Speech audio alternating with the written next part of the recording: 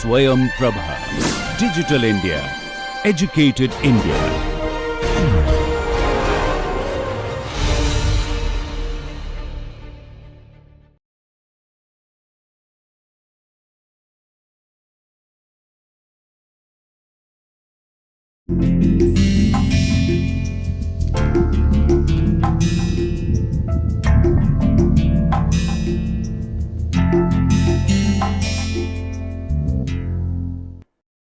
Now, in the first lecture on family,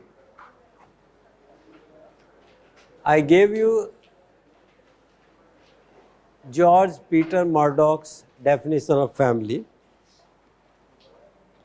and also presented some variations in family and the institution of marriage.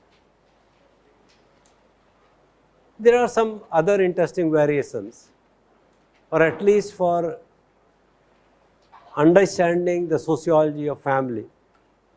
You need to know a few more concepts. I will write them. And then we will apply our sociological perspectives to family. Like monogamy, polygamy, polyandry. And you see, there are many other variations. If you think of yourself, will become aware of that there are so many patterns varying according to community, region, religion, and so on. For example, while among Hindus today, not always, today among Hindus and according to Hindu law, monogamy is the legally permissible form of family. If you are a Hindu, you do not have the right to have 2 or more wives. If you have 2 or more wives, you can lose your government job, and legal action can be taken against you. Among Muslims, because Islam permits so, Muslims are permitted to go up to 4 wives, and they can also keep a number of concubines. There is no restriction on concubines. In Hindi, we call it rakhel, women with whom they have sexual relationship, but who do not have the status of a wife. To be wife is to have certain legal rights. So there are concubines who do not have legal rights. But this was not always the case. Hindus were also polygamous at one time. And surveys have shown that this is only a myth that Muslims have 4 wives. In reality, the extent of polygamy among Muslims is not significantly more than among Hindus. As a matter of fact, surveys have shown that in many parts of the country, the practice of polygamy is more among Hindus than among Muslims. So it's only a myth that Muslims can go up to 4. They can, religiously they can, legally they can. But the dominant form of family among Muslims is also monogamy. Then there are variations that if there are many women married to a man, they may be sisters. If there are many men married to one woman, they may be brothers. In Punjab, this kind of marriage was often seen. Especially if there is a need, somebody's spouse dies, then to take care of that man or woman, there can be polygamous arrangements. Like nuclear joint family and like monogamy, polygamy, we also make a distinction between patriarchal and matriarchal family.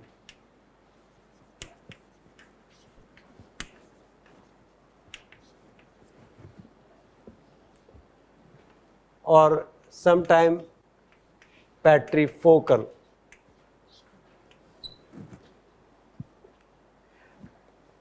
Patriarchy, patri for father, archy for power. Patriarchal family is that family in which father is more powerful than mother. Matriarchy is that family in which mother is more powerful than father. Some related terms are patrilineal, matrilineal.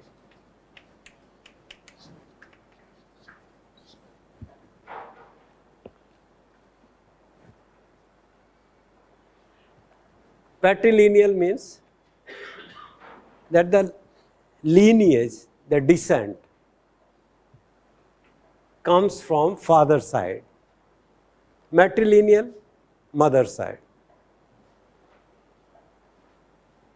Patriarchy, matriarchy, patrilineal, matrilineal, patrifocal, matrifocal.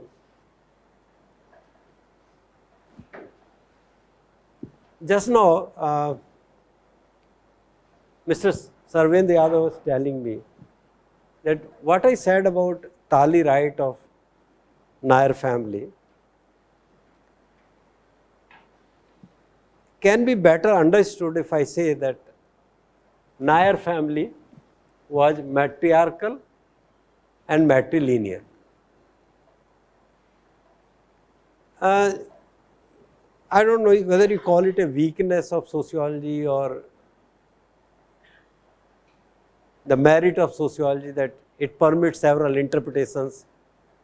And because sociology has not actually come to that stage when something can be described scientifically in a value neutral, dispassionate manner, different field workers, different writers, different anthropologists write their own stories.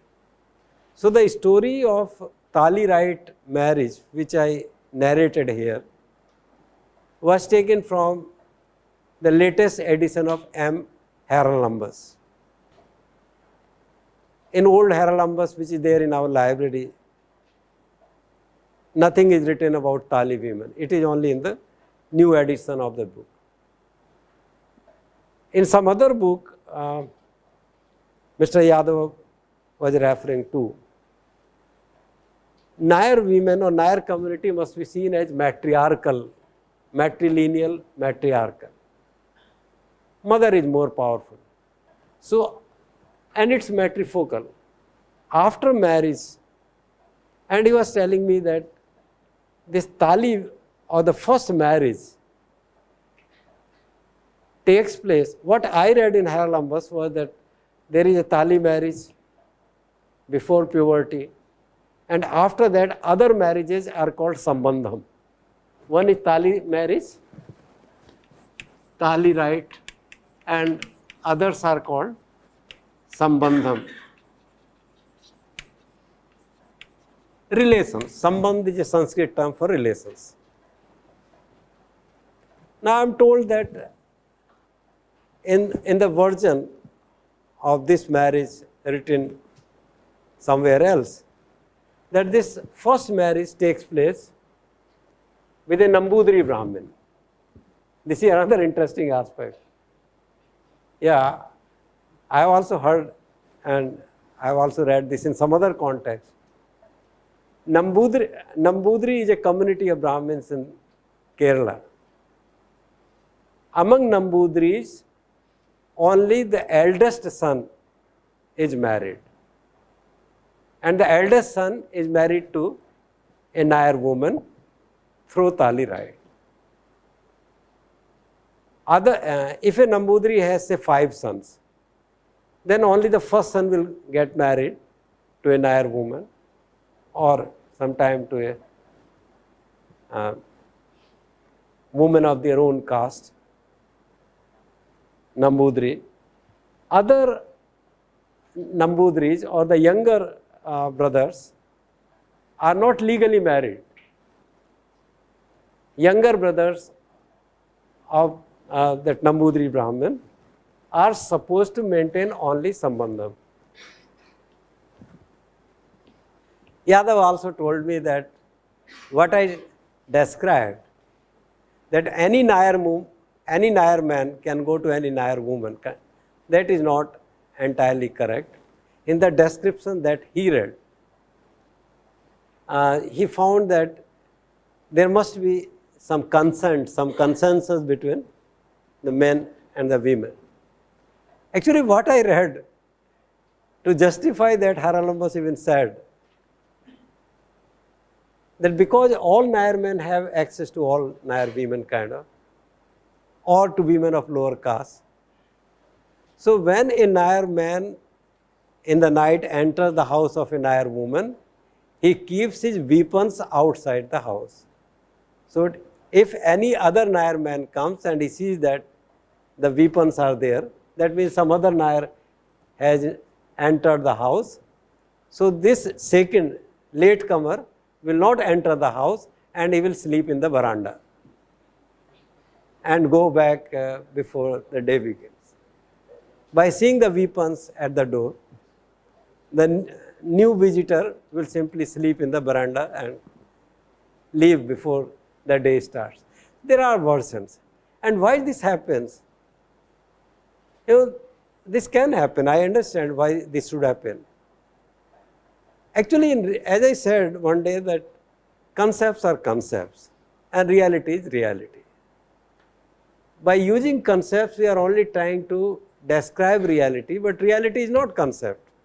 And because of this difference between concepts and reality, what is written in words depends a lot, not only on the reality, but on the understanding, interest, sensitivity, background, biographical situation of the writer. Maybe if a contemporary Nair writes this story, what Haralambos has written he can find quite offensive, or a Nair woman can find it quite offensive to read what Haralambos has been writing. So he will be much more sympathetic to Nair condition, and he will say that no, what Haralambos is writing is all nonsense, but this is true that Nair women or Nair community maintains a matriarchal family, a matrilineal family, that they are married to one person only or one person. There may be some relaxation in sexual relationship.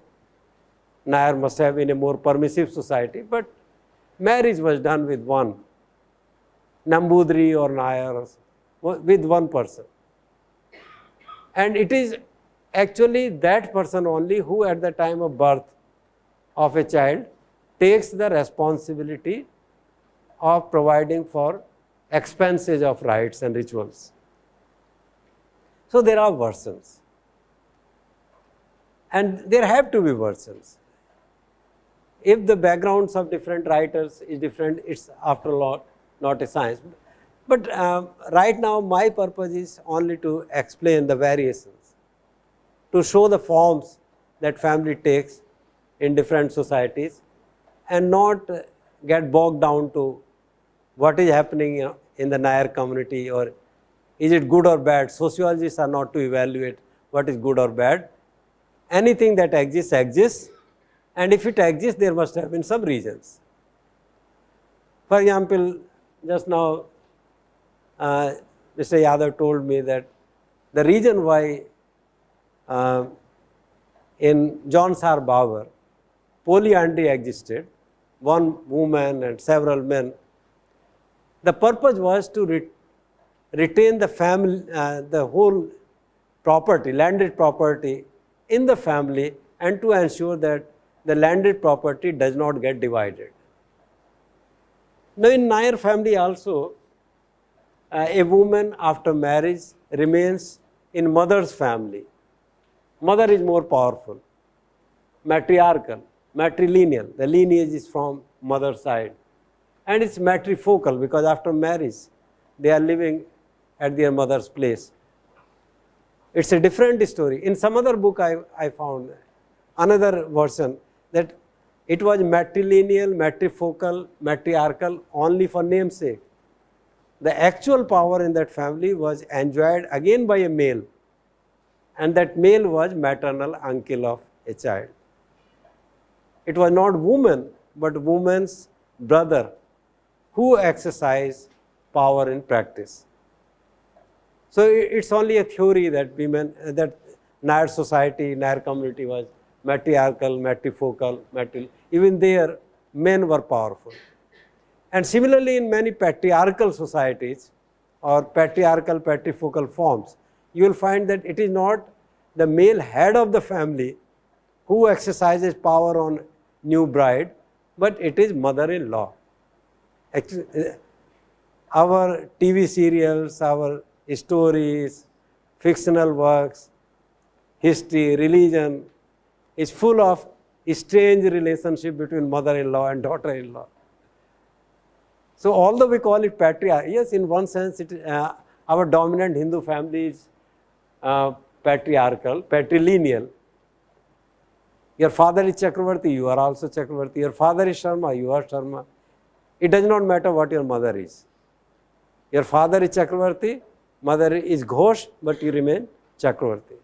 Lineage comes from father's side. In matrilineal society, examples of matrilineal society, in Northeast, if you go to Manipur side or among certain tribes, specifically like Khasi, they still exercise matrilineal kind of family.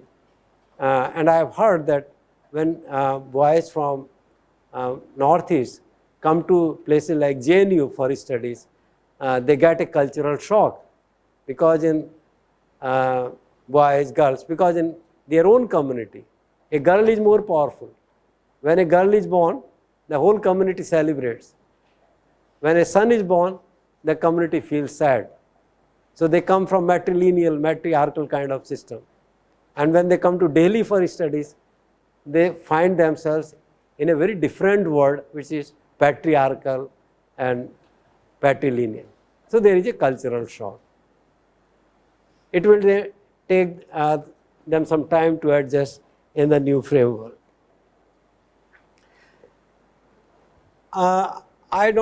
Regarding origin of family, I don't know what is correct, but in several books, it is maintained that family has undergone a change from a situation of promiscuity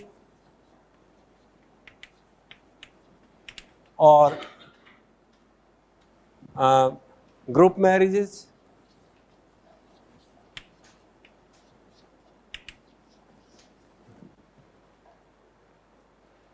all men are men, all women are women.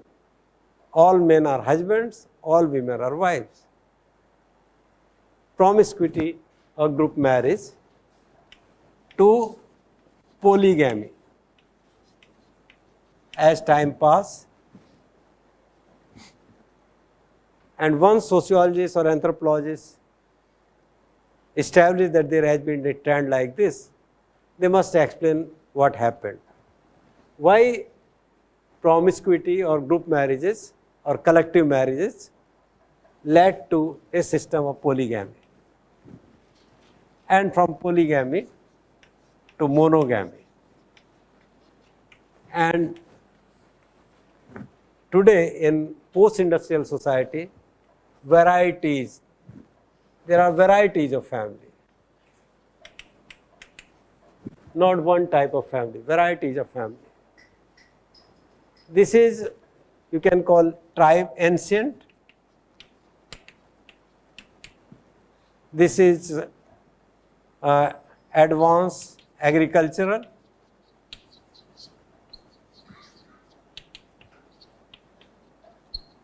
This is industrial, and this is post-industrial.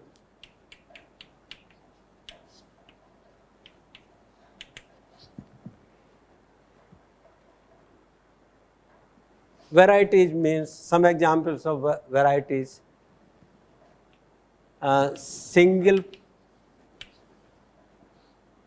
person, either a man or a woman, living alone throughout life, some of them with adopted child. So there is no presence of adult of both sexes in that family, or gay family, lesbian, both are men, homosexuals, two men living together, common residence, economic cooperation, sexual relationship. There is no possibility of reproduction, but they can adopt a child. And they satisfy then many requirements of Peter Murdoch's definition of family, except that both of them belong to the same sex. Lesbians, women, two women, transgenders,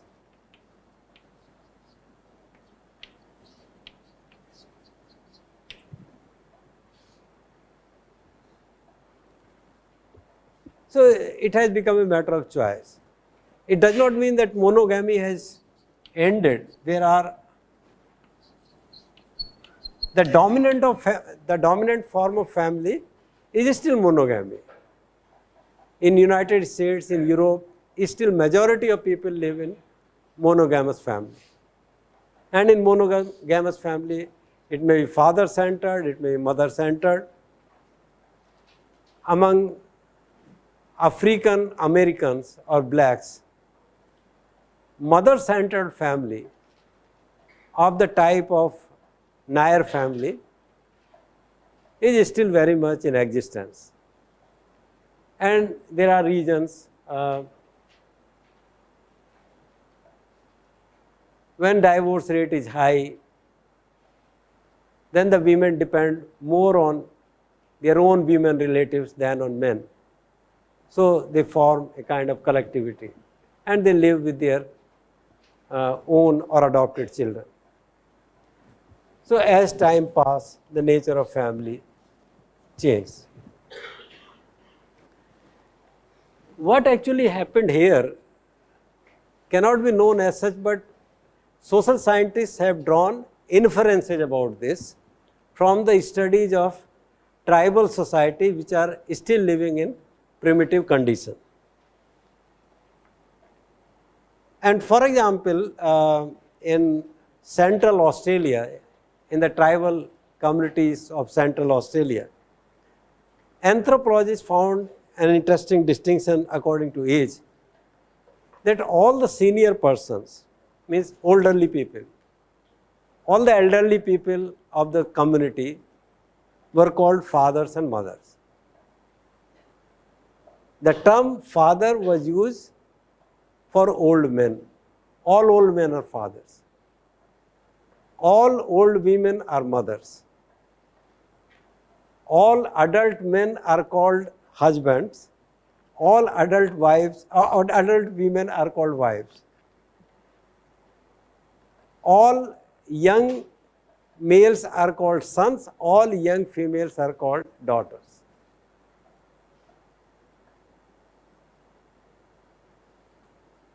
And from this they infer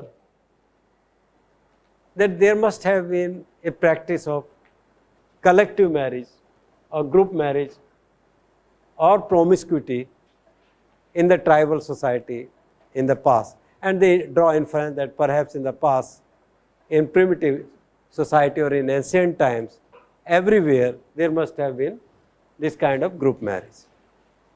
Because then only it makes sense.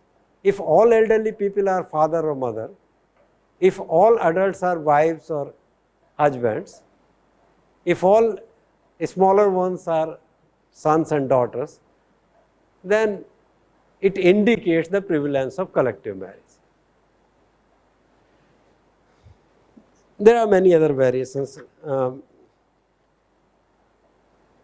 since I do not want to keep on talking about family, so regarding this classification of family, I will stop here. Only one thing that comes to my mind readily is that in Israel, nearly 4% population of Israel lives in what they call kibbutz. That is another type of family.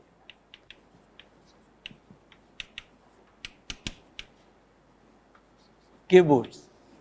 4% of population of Israel lives in the system they call kibbutz, K-I-B-B-U-T-Z. In kibbutzim, it's a kind of socialist society, egalitarian society. There is a small house comprising of one bedroom and one living room. There is no kitchen or anything. And in the house, one man, one adult man and one adult woman live together, husband and wife. Now, children are raised separately. There is a separate arrangement for children, community arrangement. And all the children belong to the community, to kibbutz. There are no personal sons or daughters. And this system is very much in practice even today. There is no personal son or personal daughter. All the children belong to kibbutz. All the requirements of life are met by the community.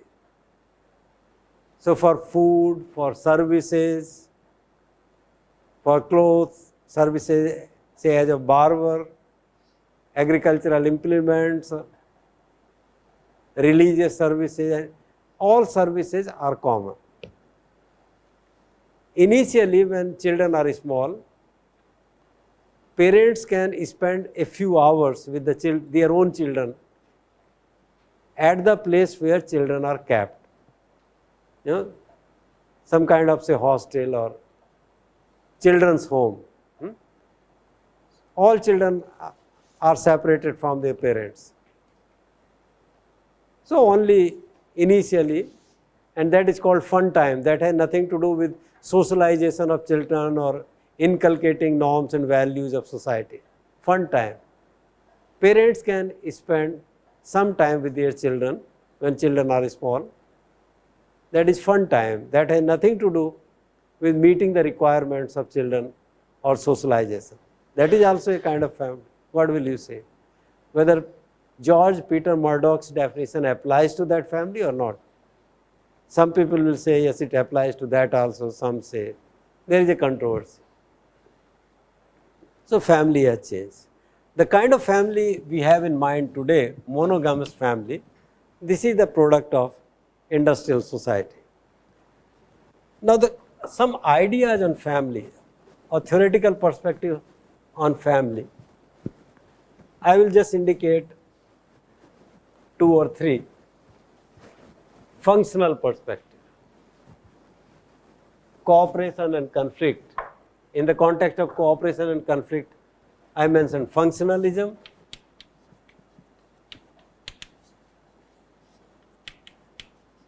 Marxism,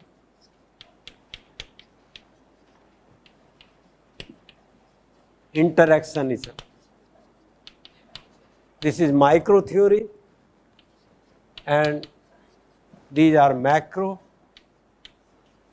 One from the perspective of equilibrium, cooperation, another from the perspective of conflict. The functions of family are obvious.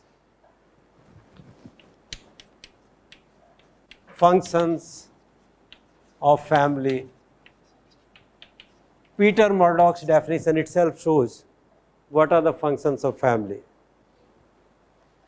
Functions of family are reproduction, sexual satisfaction, love, affection, emotional bond, economic cooperation, and a we feeling, a feeling of happiness. It's a primary group, face to face. Function of family is socialization of children, inculcating norms and values of society. Family is still the most important or the primary agency of socialization. most of the things with long-lasting impact have been learned in your father's family. Your religious views, your views about humanity, your views about altruism, your relationship with society, your goals of life, your values, your priorities have been determined largely by what you have learned in the family. So if human society is about culture, which is passed from one generation to another, it is done in the context of family. So these are all economic cooperation, a unit of production and consumption, sexual relationship, emotions, development of personality, stabilization of personality, emotions, recreation.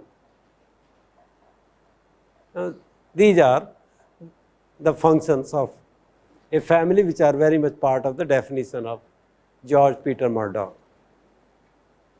More interesting are the views of Marx.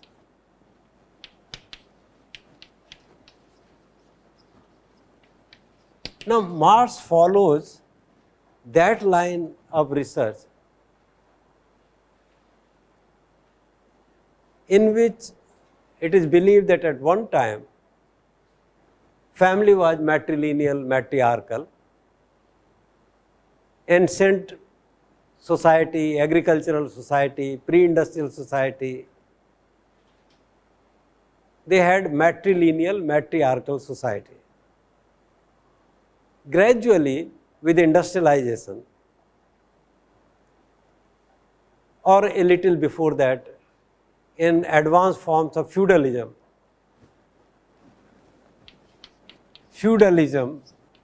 when there is a class formation, when there was no property, no family.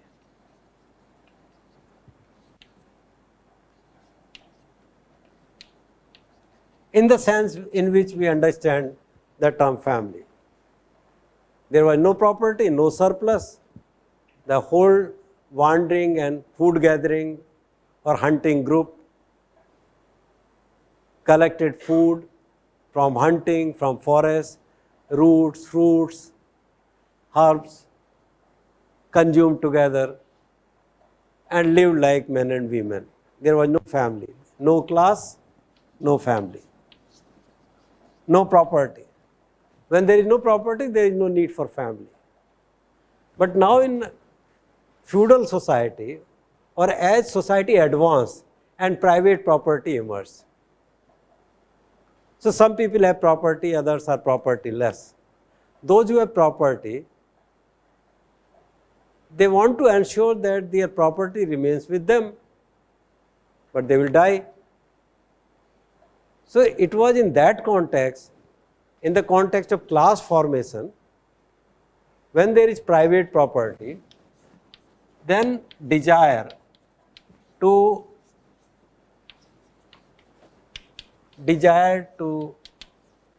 retain it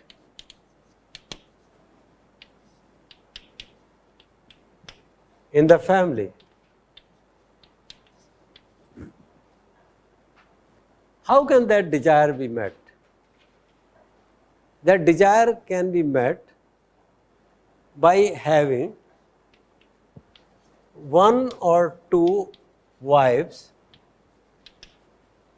or more, one or two or more, one or two or more, monogamy or polygamy, one or two wives or more wives who are strictly separated from other men. Now this ensures then social, cultural, religious restrictions are placed on the movement of women. And this is how family begins. When there was no property, and the life of the whole tribe or the whole band, whole food gathering, wandering, hunting group was adventurous, precarious, and there were all kinds of environmental risks. Risks of attack from wild animals, risk of food shortage, risk of flood, famine, natural catastrophe, risk of epidemics. The whole group lived together and there was no family.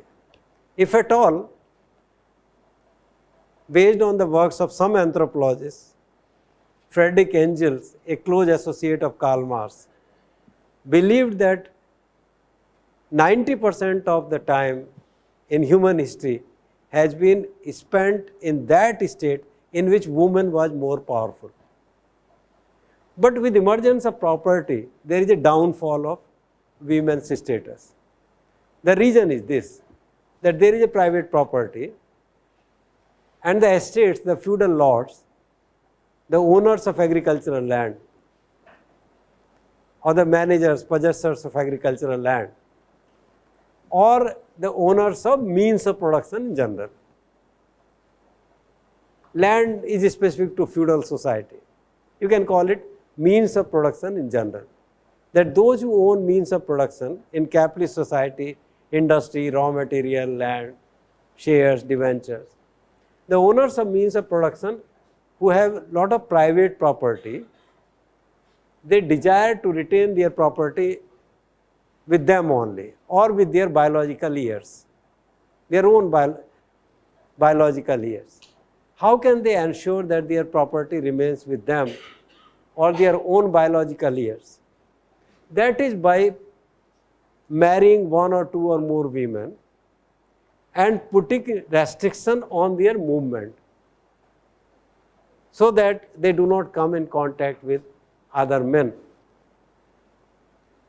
Various kinds of restrictions are placed on women's movement. After the development of feudal society, the whole human history is the history of enslavement of women. A feminist would say, a feminist critical theorist or a feminist would say that the whole history of human society of last 500 years or so is the history of enslavement of women by men. And at the root of that is emergence of private property. You must have noticed, some of you who come from a village setup, you must have seen that in several villages even now, women, particularly married women, are not supposed to even show their face to an outsider. And why outsider? Other male members of the family also. Husband's elder brother or brothers cannot ever see the face of the woman. A woman cannot leave the house without mother-in-law's permission. She cannot go to market, she cannot dare to go to her native place, she cannot decide anything to buy for the family, she cannot sell anything. There are very strictly defined codes for married women. The purpose is that the child that this woman bears is the child of her husband only. And Marx and Engels would say that when you see gender disparity in society, disparity may be economic, educational, political, and we see that there is gender disparity. Now in this class, I find that there are 4 or 5 women, all are men. Out of 100 students, there are only 5 or 6 women, all others 95 or 94 are men. Are women incapable of pursuing engineering studies or science studies biologically? Now, Marxists will say that no, women are as capable as men. And women have proven that in all walks of life, they can be as good or maybe better than men. Today CBSE result has come. The pass percentage for women is higher than pass percentage for men. In all fields, women have proven. Political, science, education, culture. In all fields, women have proven that they are not inferior to men. But everywhere today you find a gender disparity. Sociologists use a common term for this, a gender disparity or a gender bias. Specific roles for males and females. Roles are different right from the beginning. Roles are differently assigned to women and men. Gender bias, all fields, gender bias. And at the root of gender bias, according to Marx and Engels, is the emergence of private property. And Marxist writers think that as long as you have private property, as long as you have class formation in society, or you have a capitalist society, and there is a distinction between owners of means of production and laborers, this will get reflected in gender bias and in inequality between men and women in different domains. Gradually, you can also see what Marxists mean when they say that morality, law, education, everything is determined by relations of production. When there is no property, everyone is equal. Women are not inferior to men. As a matter of fact, in much of human history, women were considered to be superior to men. 90% of the time of human history has been spent in those social formations in which women were superior to men. Like the situation in Khasi tribe, like the situation in John Sarbauer, or Nair women, or Eskimo women, or Australian tribal women type. But now, with the emergence of industrialization, capitalism, private property, and a desire to retain their personal property so that classes remain formed, their personal property to their own heirs, there is the gender bias. Others, like interactionists, are very unhappy with family. And many interactionists have analyzed cases of mental illness like schizophrenia, split personality. And they find that in several cases, the cause of schizophrenia or the split personality was the presence of conflict in the family. If mother and father have conflicting relationship, in one case it was found that father and his parent were on one side, in all the whole day in family there was conflict. Father and parent on one side, mother and parent on another side, and the child was placed in a dilemma whose side to take.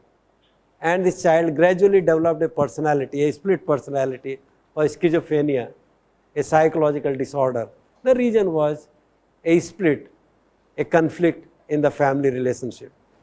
So these interactionist sociologists are more concerned with reality at the micro level. They are more interested in analyzing cases of deviance, mental disorder, etc., and relate that to family formation. They are critical of family. Feminists are particularly critical of family because they think that the basis of gender bias in our society is family.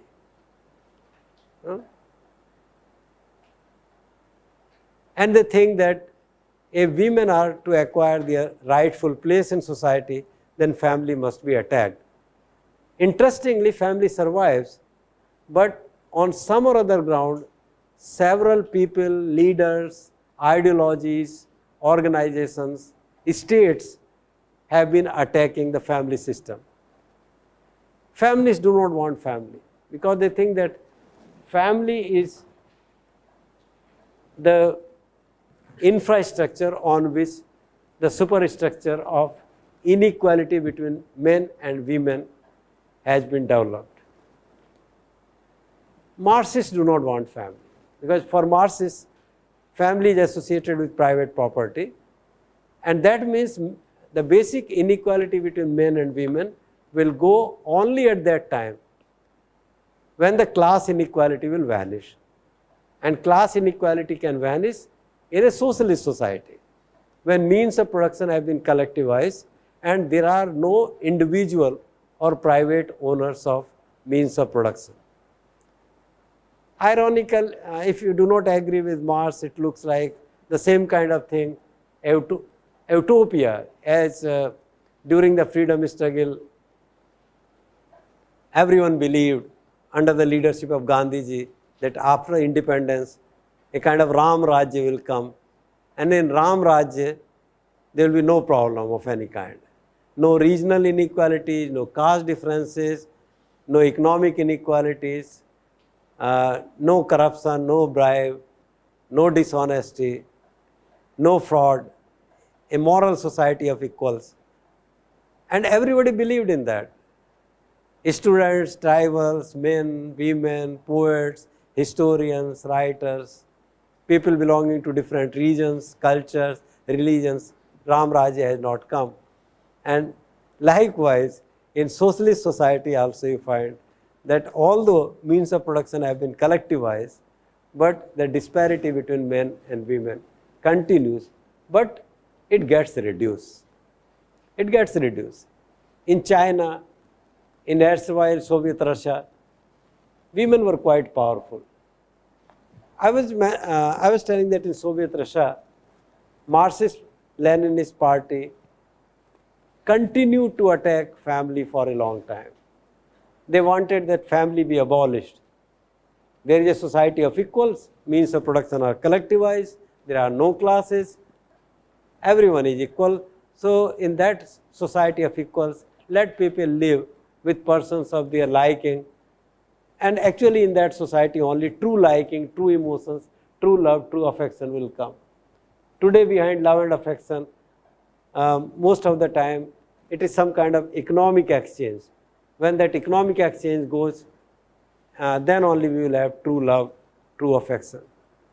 And this is true that in Soviet Russia, proportion of women on political bureau, in universities, in industries, in hospitals, in literature, everywhere in all walks of life improved tremendously, though women have never come to the same level exactly to which men have gone.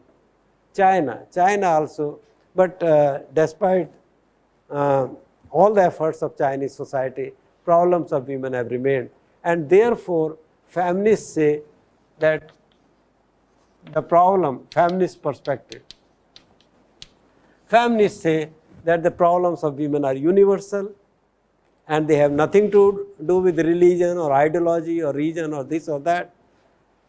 If women want equality, they will have to organize, they will have to think on the issue of men-women relationship, and they must fight the system of inequality. So feminists find that, like in China, despite efforts to improve the status of women, Chinese women in some sense suffered maximally from a patriarchal order. I will stop by giving just one example of how women suffer in China, despite communist ideology, despite Marxism, Leninism. Now, for a different region, economic region, demographic region, China decides one-child policy, that couples will produce only one child. If you produce a second child, then every month from your salary, say something like 10% may be deducted. If you produce a third baby, you will be imprisoned. With such strictness, one-child policy was enforced. But in terms of values and religion, China remained a feudal society. And in agricultural society, obviously, the need for a son is more than the need for a daughter. So one-child policy simply strengthened the male bias and led to enormous rise in cases of female feticide or forced sterilization of women. Women suffered. They did not have forced sterilization of men. In their village communes, they had forced sterilization of women, not forced sterilization of men. And the degree of female feticide or the effect on sex ratio that one child policy in China had is not seen anywhere else. India is nowhere near the atrocities committed on women due to the one child policy. So women have some problems unique to them, and for feminists it is only when the women organize together and destroy the family system of today that there will be real equality between men and women. Thank you.